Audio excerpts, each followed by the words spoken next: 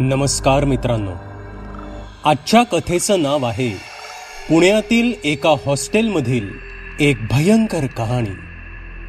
कथेचे मूळ नाव आहे हॉस्टेल. ही कथा आपल्याला नरेंद्र कुलकर्णी यांनी लिहून पाठवली आहे. कथेला आता सुरुवात करू.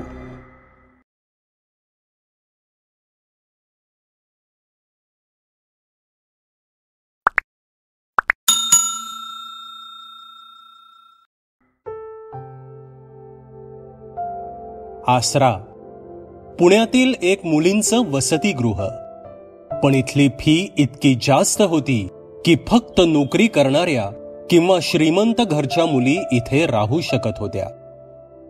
रात्री 11 ते पहाटे 5 पर्यंत वसतिगृहाचं गेट बंद असायचं. आज नेहमीप्रमाणे राजाने गेटला कुलूप लावलं आणि तो आपल्या खुर्चीत बसला. त्या वसतिगृहात दिव्या नावाची एक मुलगी राहत होती. दिव्या दिसायला सुंदर होती. नेहा आणि ज्योती अशा 2 मुली सुद्धा तिच्या सोबत तिथे राहत होत्या. तिघीही वेगवेगळ्या ठिकाणी नोकरी करत होत्या. उद्या शनिवार असल्यामुळे तिघींना उद्या लवकर उठायची घाई नव्हती. त्यामुळे तिघींनी एक हॉरर चित्रपट लॅपटॉपवर बघायचं ठरवलं. चित्रपट रंगात आला होता. अचानक दिव्याला कोणीतरी त्यांच्या खोलीतील खिडकीतून आत डोकावतंय असं वाटलं आणि ती भीतीनं दचकली. काय झालं दिव्या, अशी का घाबरलीस? नेहाने विचारलं. अगं, मला वाटलं की त्या खिडकीतून कोणीतरी आत डोकावतंय, दिव्या म्हणाली. हो, आला असेल तुझा बॉयफ्रेंड, ज्योती म्हणाली. ज्योती, चेष्टा नाही ग, खरंच मला तसंच वाटलं, दिव्या म्हणाली. चला, बास झालं आता हा चित्रपट बघणं, आता झोपू, असे म्हणत नेहाने लॅपटॉप बंद केला आणि तिघीही झोपी गेल्या. घड्याळात रात्रीचे 2 वाजले होते. तसे दिव्याला जाग आली. तेव्हा त्यांच्या खोलीच्या खिडकीमध्ये कोणीतरी असल्याचा भास तिला झाला. तिने धाडस करून पडदा बाजूला केला तर एक मुलगी खिडकीत बसलेली तिला दिसली. दिव्याने भीतीने डोळे मिटले आणि पुन्हा उघडले तर ती मुलगी तिथून गायब झाली होती. तिने खिडकीच्या खाली पाहिले तर तिथे सुद्धा ती मुलगी नव्हती. अचानक दरवाजाच्या बाहेर पैंजणाचा आवाज येऊ लागला. तसे दिव्या नेहाला उठवण्याचा प्रयत्न करू लागली. नेहा उठ ना, दिव्या नेहाला जागे करत म्हणाली. काय ग दिव्या, झोपू दे की जरा, सुट्टीच आहे उद्या, नेहा म्हणाली. अगं नेहा, उठ ना, भीती वाटतेय मला, दिव्या म्हणाली. उद्या सकाळी सांग काय झालंय ते, असे म्हणत नेहाने पुन्हा आपल्या तोंडावर पांघरून घेतलं. तशी दिव्या सुद्धा नाईलाजानं तिच्या अंथरुणावर पडून राहिली. ज्योतीला उठवण्याचा प्रयत्न तिने केला नाही, कारण ज्योती उठणार नाही हे तिला चांगलं माहीत होतं. पण पैंजणाचा आवाज तिला स्वस्थ बसून देत नव्हता आणि तो आवाज वाढतच चालला होता. पण जर कोणी खरंच बाहेर असेल तर राजा तिला ओरडत का नाहीये, हा प्रश्न दिव्याला सतावत होता. दिव्याने खिडकीतून राजा होता त्या दिशेला पाहिलं. तसे तिला दिसलं की राजा घोरत पडला आहे.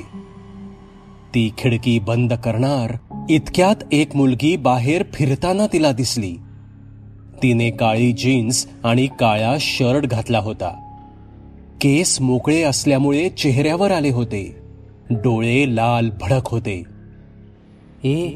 मला घे ना तुझ्या रूम मध्ये, मला एकटीला बाहेर भीती वाटतेय ग, येऊ दे ना तुझ्या रूम मध्ये, नाहीतर तो येऊन मला पकडून नेईल ग, येऊ दे ना मला तुझ्या रूम मध्ये, दिव्याला बघून ती बाहेर फिरणारी मुलगी म्हणाली. आणि दिव्याच्या लक्षात आलं की तिची उंची वाढत चालली आहे आणि पायातल्या पैंजणांचा आवाज खूप घुमतो आहे. त्या मुलीने पाऊल पुढे टाकताना पाय खूप लांब केला. तशी घाबरून दिव्याने खिडकी बंद केली. त्या क्षणी बाहेरच्या त्या मुलीचा विचित्र हसण्याचा आवाज दिव्याच्या कानी पडला.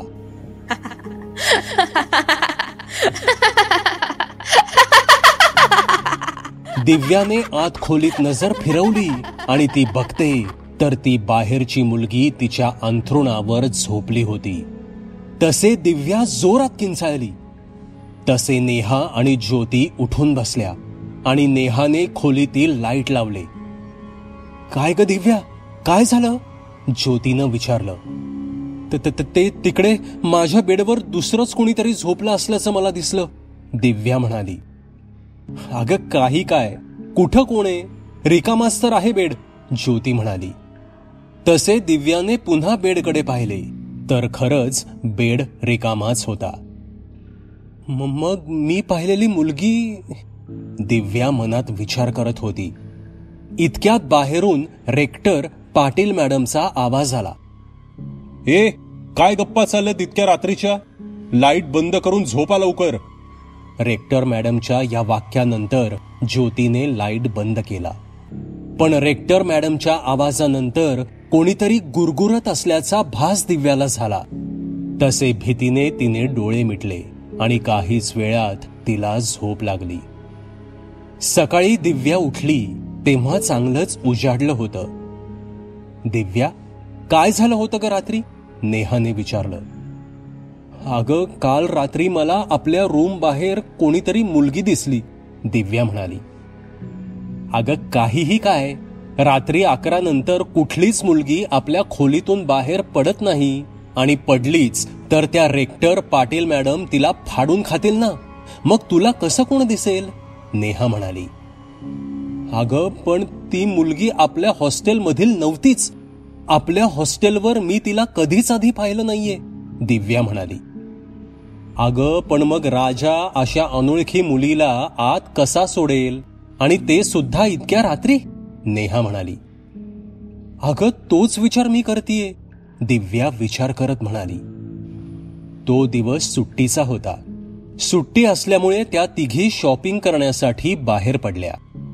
तो त्यांचा दिवस एकदम मजेत गेला. दिवस मावळल्यावर त्या हॉस्टेलवर परत आल्या. रात्र झाली तसे तिघी झोपी गेल्या. काही वेळ गेला तसे पुन्हा त्या रात्री दिव्याला कसल्या तरी आवाजानं जाग आली. ती उठली, तिने कानोसा घेतला. तसे पुन्हा तिला तोच पैंजणांचा आवाज आला.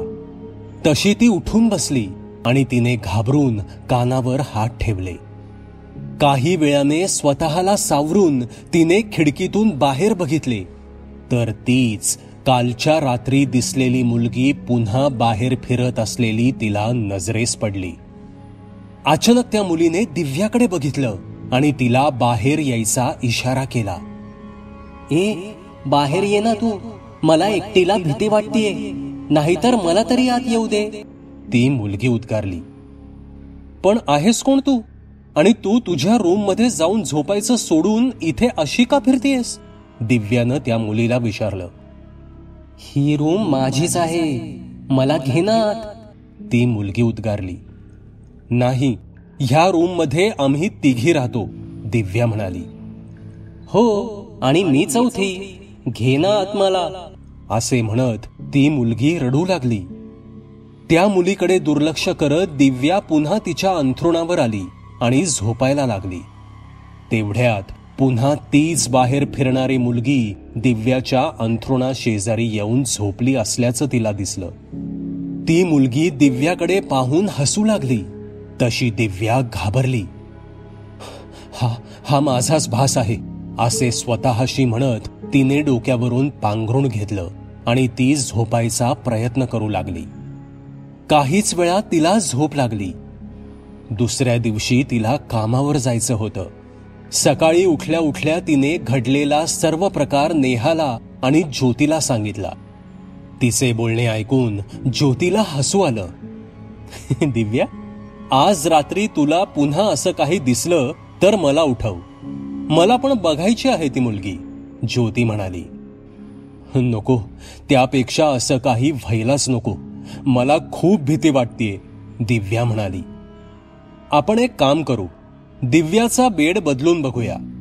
दिव्या, आज तू माझ्या बेडवर झोप, बघूया काय होतं ते, नेहा म्हणाली. त्यानंतर सर्व आवरून त्या तिघीही कामाला गेल्या. आज रात्रीचं जेवण बाहेरच घ्यायचं असं तिघींनी ठरवलं होतं. त्यांचं ऑफिस सुटल्यावर त्या तिघी हॉस्टेलवर आल्या आणि काहीच वेळात त्या जेवायला जायचे असल्याने पुन्हा हॉस्टेल बाहेर पडल्या. आज तिघींचा नॉनव्हेज खायचा मूड होता. ज्योती दिव्याजवळ बसली होती, तर नेहाजवळची खुर्ची रिकामी होती.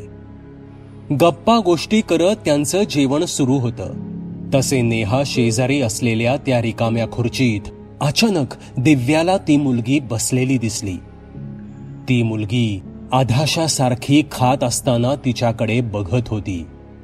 तिच्या चेहऱ्यावर एक क्रूर हास्य होतं आणि ती दिव्याकडे हसत बघत होती. ते दृश्य बघून दिव्या किंचाळलीच. तसे तिथे बसलेली सगळी माणसं तिच्याकडे बघू लागली. दिव्या खूप घाबरलेली दिसत होती. तसे ज्योतीने तिला शांत केलं.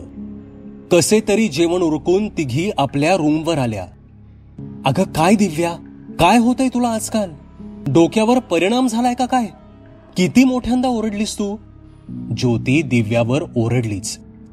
अगं मला पुन्हा तीच मुलगी दिसली.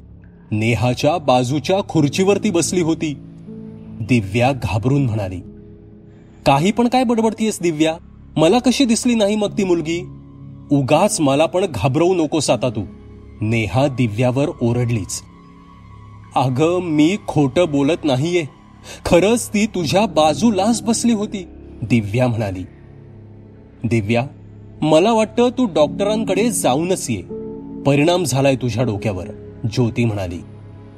दिव्या काही बोलणार इतक्यात ज्योती आणि नेहाने तो विषय तिथेच संपवला. तिघीही आता झोपायच्या तयारीला लागल्या. पण दोनदा घडलेल्या त्या भयंकर प्रकारामुळे दिव्याला आता भीती वाटू लागली होती. ती त्या रात्री झोपायचं नाव घेत नव्हती. डोळे उघडून ती अस्वस्थपणे इकडे तिकडे बघत होती. काही वेळ गेला. तसे पुन्हा तीच मुलगी तिला त्यांच्या खोलीच्या खिडकीत दिसली. तिला पाहताच दिव्या भीतीनं उठली. आज दिव्या त्या मुलीकडे बघतच राहिली. त्या मुलीने काळी जीन्स आणि काळा शर्ट घातला होता. तिचे डोळे लाल होते. केस विस्कटून चेहऱ्यावर आले होते. पण तिचा चेहरा खूप हिडीस आणि विद्रूप दिसत होता. कोण आहेस तू? काय हवंय तुला? आणि का माझ्या मागे लागलीयस? थोडं धाडस करून दिव्याने त्या मुलीला विचारलं. मला तुझं शरीर हवंय, ती मुलगी हसत म्हणाली. माझं शरीर हवंय म्हणजे? आणि कशासाठी? दिव्याने विचारलं. कारण मला माझं शरीर नाहीये आणि माझ्या काही इच्छा अपूर्ण राहिल्या आहेत, ती मुलगी म्हणाली. पण माझं शरीर का? दिव्याने असं विचारलं आणि इतक्यात तिच्या खांद्यावर एक हात पडला. तसे दिव्या घाबरून किंचाळली. तिच्या मागे ज्योती होती आणि तो हात तिचाच होता. दिव्या, अगं ओरडू नकोस ना. सगळं हॉस्टेल जागं करायचंय का तुला? आणि एकटीच काय बडबड करतीयस तू? ज्योती म्हणाली. ती मुलगी, दिव्या अडखळत म्हणाली. कुठं आहे कोण? मला तर इथे कोणीच दिसत नाहीये. तुझ्या डोक्यावर नक्कीच परिणाम झालाय. झोप आता, नाहीतर रेक्टर पाटील मॅडमचं खरं भूत येऊन बसेल तुझ्या मानगुटीवर, असे म्हणत ज्योतीने दिव्याला बेडवर झोपवलं. दुसऱ्या दिवशी दिव्याने ऑफिसला सुट्टी टाकली. नेहा आणि ज्योती नेहमीप्रमाणे ऑफिसला गेल्यावर ती तिथला सिक्युरिटी गार्ड राजाकडे आली. तसा तो दिव्याकडे बघतच राहिला. ती आज पहिल्यांदाच त्याच्याशी बोलत होती. तू राजा ना? दिव्याने विचारले. हो मॅडम, राजा म्हणाला. तुला नीट लक्ष ठेवता येत नाही का हॉस्टेलमध्ये? दिव्या म्हणाली. म्हणजे काय झालं मॅडम? राजाने विचारलं. एक अनोळखी मुलगी हॉस्टेलमध्ये रात्री येऊ कशी शकते? दिव्याने जरा ओरडतच विचारलं. काय? नाही, असं रात्री हॉस्टेलवर कोणीच येऊ शकत नाही मॅडम, राजा म्हणाला. रोज माझ्या रूम समोरून एक मुलगी फेऱ्या मारते आणि तू म्हणतोयस की कोणीच येत नाही? दिव्या म्हणाली. मॅडम, तुमचा रूम नंबर 207 आहे का? राजाने गूढ स्वरात विचारलं. होय, का? दिव्या म्हणाली. दिव्याच्या ह्या उत्तराने त्याच्या चेहऱ्यावर भीती दाटून आली. म्हणजे मॅडम, ती परत आलीये. राजा गूढ स्वरात म्हणाला. म्हणजे कोणती? दिव्याने विचारले.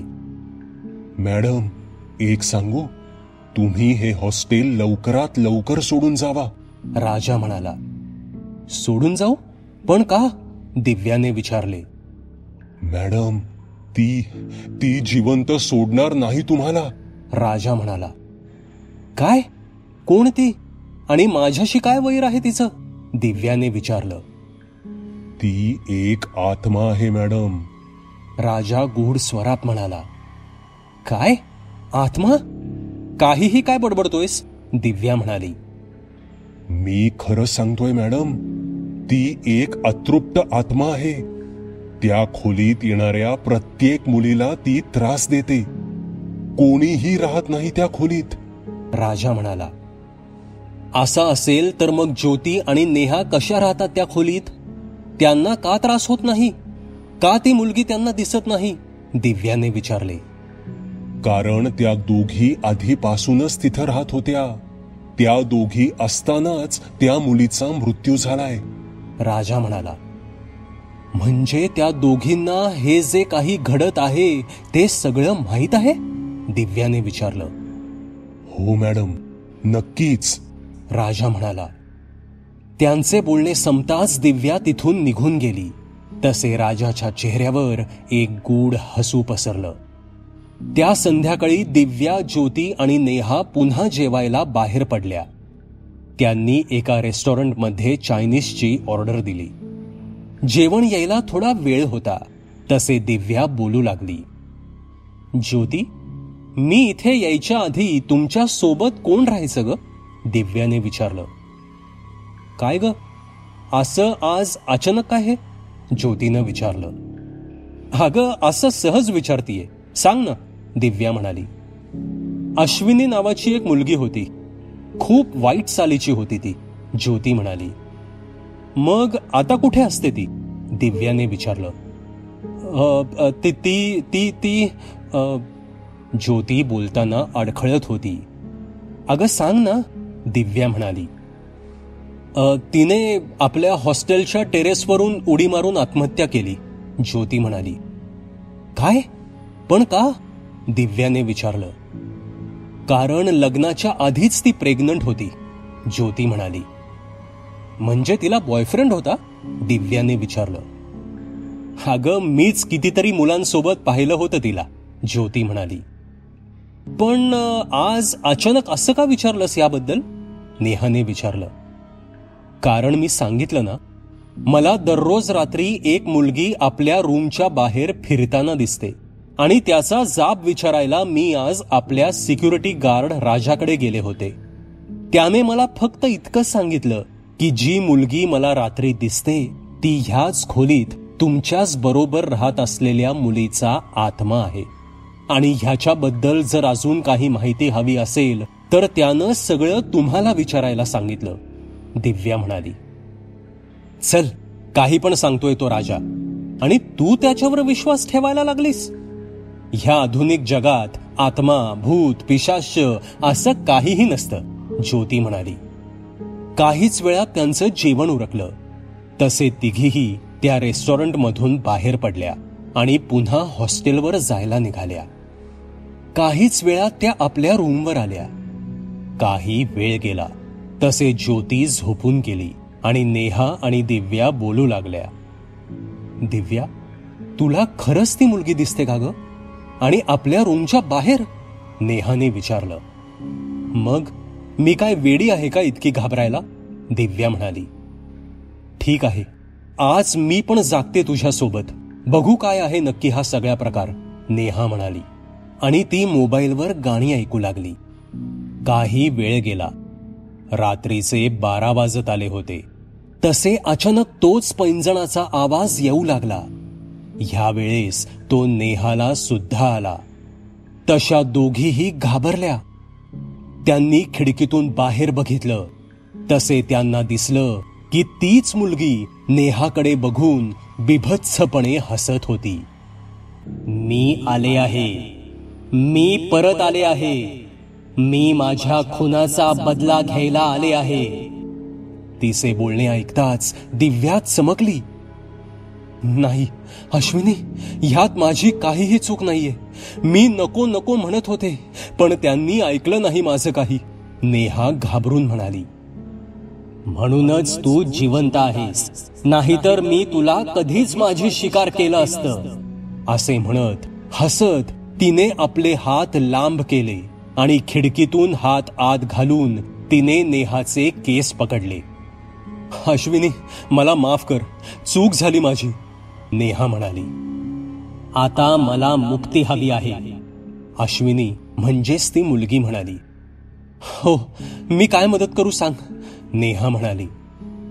त्या ज्योतीच्या गळ्यात देवीचं एक लॉकेट आहे, त्यामुळे मी तिला काहीही इजा करू शकत नाही.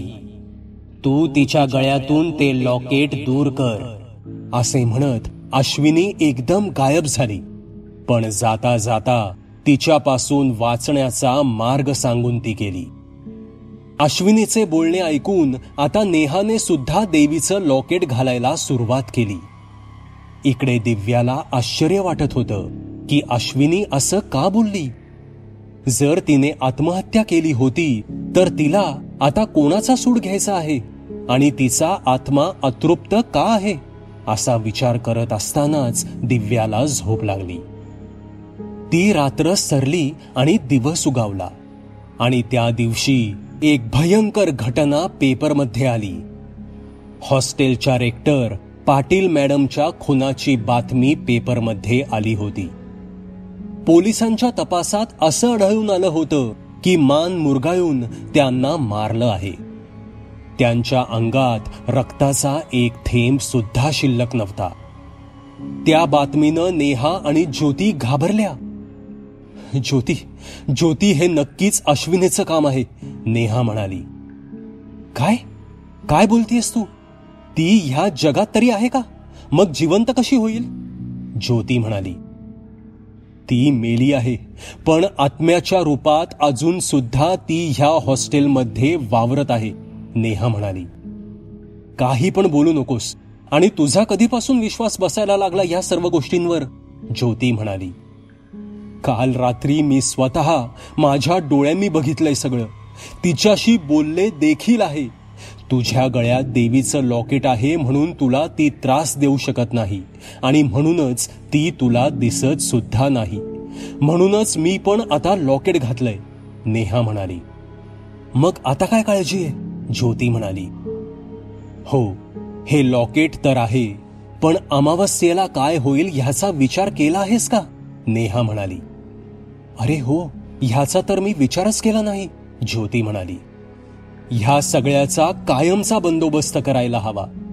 माझ्या ओळखीत एक जण आहेत, शास्त्री गुरुजी. त्यांना बोलवून तिचा कायमचा बंदोबस्त करूया आपण, नेहा म्हणाली. हो, तसंच काहीसं करायला लागेल, पण लवकर कर, कारण 2च दिवसांनी अमावास्या आहे, ज्योती म्हणाली. आता दोघींच्या गळ्यात देवीचं लॉकेट असल्यामुळे 2 दिवस त्यांना कुठलाच भयंकर प्रकार जाणवला नाही आणि अमावस्येच्या आत शास्त्री गुरुजी येऊन त्या आत्म्याचा बंदोबस्त करणारच होते. त्याच दिवशी रात्री 11 वाजता हॉस्टेलचं गेट लॉक करून राजा झोपायच्या तयारीत होता. त्याची नजर सारखी दिव्याच्या खोलीकडे जात होती. इतक्यात त्याला त्याच्या मागून पैंजणाचे आवाज ऐकू आले. तसे तो दचकला. त्याने आवाजाच्या दिशेनं पाहिलं. अश्विनी, तू तू तू तू जिवंत आहेस? राजा अश्विनीला पाहत घाबरतच म्हणाला. माझं फक्त शरीर मेलय, पण आत्मा अजूनही भटकतोय आणि तुम्हाला शिक्षा दिल्याशिवाय तो मुक्त होणार नाही, अश्विनी म्हणाली. मला माफ कर, माझी चूक नव्हती. मी हुकमाचा ताबेदार होतो. मी तसं केलं नसतं तर माझी नोकरी गेली असती, राजा घाबरत म्हणाला. माझ्या जीवापेक्षा तुझी नोकरी तुला महत्वाची होती का? आणि तू पण तुझी वासना शमवलीस ना माझ्यासोबत? अश्विनी म्हणाली. मला माफ कर, पण त्यावेळी माझा स्वतःवरचा संयम निसटला होता. मला सोडून दे प्लीज, मला मारू नकोस. राजा विनवण्या करत होता. मी पण तेव्हा माझ्या मृत्यूच्या वेळी अशीच ओरडत होते. तेव्हा तू सोडलं होतंस का मला? द्रौपदीला केस पकडून सभेत आणलं होतं, तसेच माझे केस पकडून तू मला टेरेसवर आणलं होतंस. अश्विनी म्हणाली. प्लीज मला मारू नकोस. राजा विनवण्या करतच होता. नराधम माणसा, तुला जिवंत ठेवलं तर कितीतरी मुलींचं आयुष्य धोक्यात टाकल्यासारखं होईल, आणि तो धोका मी पत्करू शकत नाही. अश्विनी म्हणाली. काहीच क्षणात तिने आपले हात लांब केले आणि राजाची मान मुरगाळली. तसे राजा वेदनेनं किंचाळला. त्याची किंकाळी सर्व हॉस्टेलमध्ये घुमली, पण ती ऐकून सुद्धा सर्व मुली घाबरून आतच बसल्या होत्या. इकडे अश्विनीने राजाच्या शरीरातील सगळे रक्त प्यायलं आणि तोंडाला लागलेलं रक्त पुसत ती बिभत्सपणे हसली. ती घटना घडल्यावर दुसऱ्याच दिवशी पुन्हा पोलीस आले. राजाला सुद्धा रेक्टरला ज्या पद्धतीने मारले होते तसंच मारण्यात आलं होतं. काही मुलींनी रात्री राजाची किंकाळी ऐकल्याचं सांगितलं. पोलीस पूर्णपणे चक्रावून गेले होते. ज्या अर्थी मान मुरगाळून खून होतोय त्या अर्थी खुनी ताकदवान आहे असा त्यांचा अंदाज होता. पण अंगातलं रक्त पिण्याच्या बाबतीत मात्र ते संभ्रमात होते. त्या घटनेने नेहा आणि ज्योती घाबरल्या होत्या. दिव्याला तर आता खूप भीती वाटत होती. ती राजाच्या मृत्यूमुळे विचारात पडली होती आणि तिला आता अश्विनीने आत्महत्या केली नसून तिचा खून झाला आहे अशी शंका येऊ लागली. इतक्यात हॉस्टेलच्या काही मुलींचा गोंधळ ऐकू यायला लागला.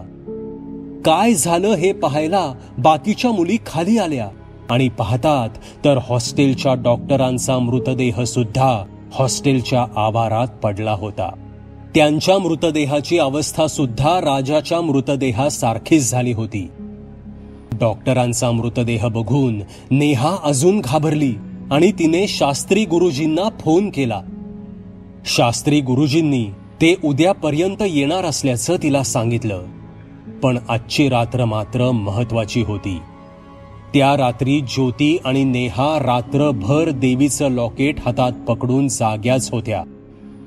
ती रात्र सरली आणि सकाळ झाली आणि सकाळ होताच त्यांनी सुटकेचा निश्वास टाकला. त्या दिवशी अमावस्या सुरू होण्यासाठी फक्त 2च तास शिल्लक होते. पण शास्त्री गुरुजी अजून आले नसल्यामुळे नेहा चिंतेत होती. पण इतक्यात हरिओम असा आवाज तिच्या कानावर पडला. तसे नेहा खुश झाली. दरवाजात शास्त्री गुरुजी आले होते. सोबत कृष्णा सुद्धा आला होता. नमस्कार गुरुजी, नेहा म्हणाली. बोल पोरी, काय समस्या आहे? शास्त्री गुरुजींनी विचारलं. गुरुजी, ही माझी मैत्रीण ज्योती आणि ही दिव्या. काही दिवसापासून आम्हाला एक वाईट आत्मा त्रास देतीये. आत्तापर्यंत रेक्टर मॅडम आणि सिक्युरिटी गार्डचा बळी तिने घेतला आहे आणि आता ती आमच्या पाठीमागे लागली आहे. आम्हाला वाचवा गुरुजी, नेहा म्हणाली. मला सांगा, कोणाला काय त्रास दिलाय तिनं? गुरुजी म्हणाले. मला फक्त दिसते आणि माझ्याशी बोलते. मला भीती दाखवते, पण मला काही अपाय करत नाही ती, दिव्या म्हणाली. मला एकदा तिनं पकडलं होतं, पण सोडून सुद्धा दिलं होतं, नेहा म्हणाली. मला मात्र अजूनही ती दिसली सुद्धा नाहीये, ज्योती म्हणाली.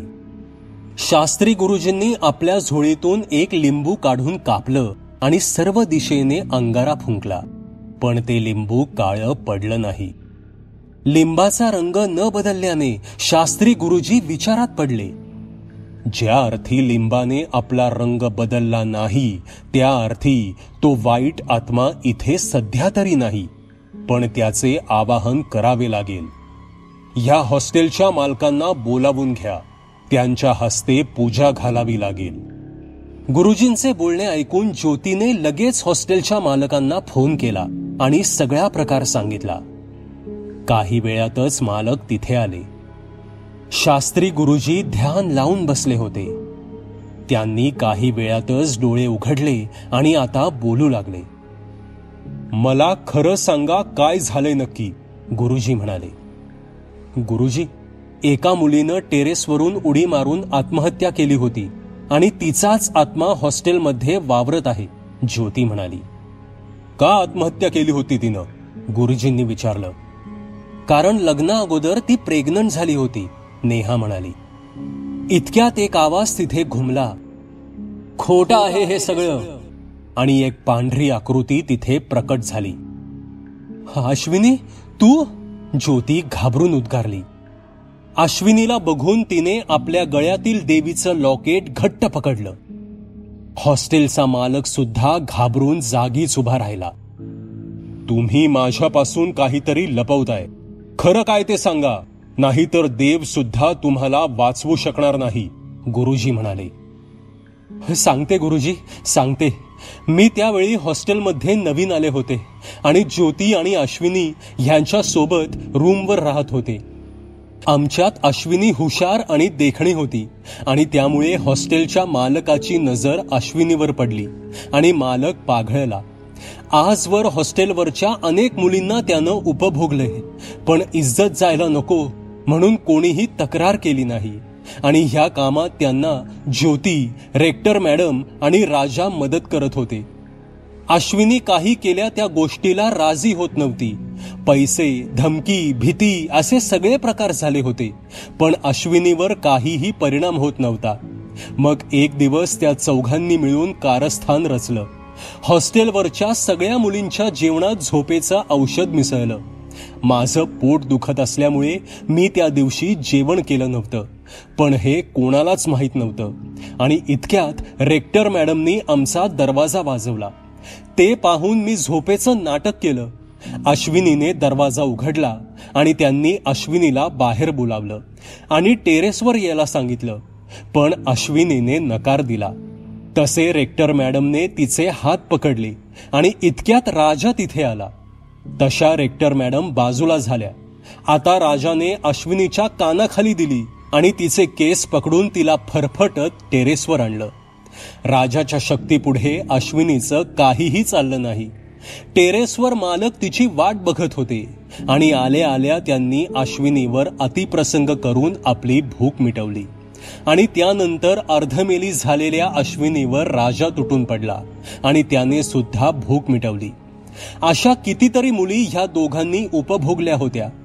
त्यानंतर अश्विनीला टेरेसवरून खाली ढकलून दिलं आणि डॉक्टरांना पैसे देऊन ती प्रेग्नंट असल्याचा रिपोर्ट मिळवला.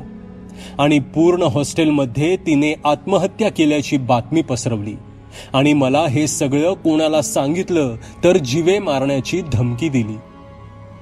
तुमच्यासारख्या पाप्यांना वाचवलं तर मी देवाला तोंड सुद्धा दाखवू शकणार नाही. आता अमावस्या सुरू झालीये. तुमच्या गळ्यातल्या देवीचं लॉकेट सुद्धा तिच्या शक्तीपुढे फिकं पडेल. दिव्या, तिचं काम झालं की तिच्या अस्थी विसर्जन कर, म्हणजे तिला मुक्ती मिळेल. निर्दोष असता तर मी माझ्या जीवाचं मोल देऊन तुम्हाला वाचवलं असतं, पण अपराधी माणसाची मदत मी नाही करणार, असे म्हणत शास्त्री गुरुजी उठले. आणि आता अश्विनीच्या हास्यानं सगळं हॉस्टेल दुमदुमलं. आणि एका हातात तिने ज्योतीचा आणि दुसऱ्या हातात मालकाचा गळा पकडला. तसे दोघे ओरडू लागले, पण एकाच हाताने अश्विनीने दोघांच्या माना मुरगळल्या आणि दोघांच्याही शरीरातील सगळं रक्त पिऊन टाकलं. नंतर तिने दिव्याला आपल्या अस्थि विसर्जनाची विनंती केली. तसे दिव्या अस्थि विसर्जनाला गेली आणि मग अश्विनीला शेवटी मुक्ती मिळाली. मित्रांनो, ही कथा तुम्हाला कशी वाटली ते कॉमेंटमध्ये नक्की सांगा. पुन्हा भेटूयात अशाच एका भयकथेसोबत. धन्यवाद.